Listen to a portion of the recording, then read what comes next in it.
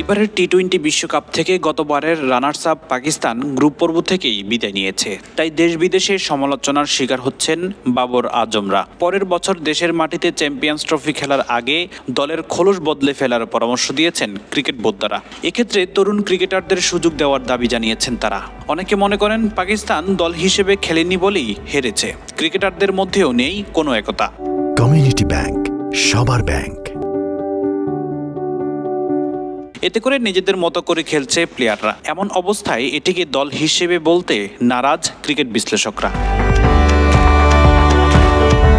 এর আগে পাকিস্তান দল বিশ্বকাপ থেকে ছিটকে যাওয়ার পর দলটির উদ্দেশ্যে দক্ষিণ আফ্রিকার সাবেক ক্রিকেটার ও কোচ গ্যারি কার্স্টেন বলেছিলেন, আমি অনেক দলে কাজ করেছি, কিন্তু কোথাও এমন অভিজ্ঞতা হয়নি। জীবনে এমন দল আমি দেখিনি। পাকিস্তানের ক্রিকেটারদের ফিটনেস দেখে গ্যারি কার্স্টেন অবাক হয়েছেন। ক্রিকেটীয় দক্ষতাতেও অন্য দলগুলোর থেকে বাবররা পিছিয়ে রয়েছেন বলেই মনে করেন তিনি। এসব কারণেই বিশ্বকাপের গ্রুপ পর্ব থেকে তাদের বিদায় নিতে হয়েছে।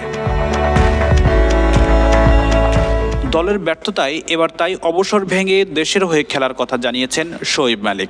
42 বছরের শোয়েবকে কিভাবে দলে জায়গা দেওয়া হবে তা নিয়ে প্রশ্ন উঠতে পারে। তবে শোয়েবের তাতে ভ্রুক্ষেপ নেই। তিনি এক সাক্ষাৎকারে জানান, পাকিস্তানের হয়ে আবার খেলতে চান তিনি। দেশের হয়ে আবার নিজের সেরাটা দেওয়ার প্রত্যয় তার। চ্যাম্পিয়ন্স ট্রফিতে খেলে ট্রফি জিততে চান সাবেক ক্রিকেটার।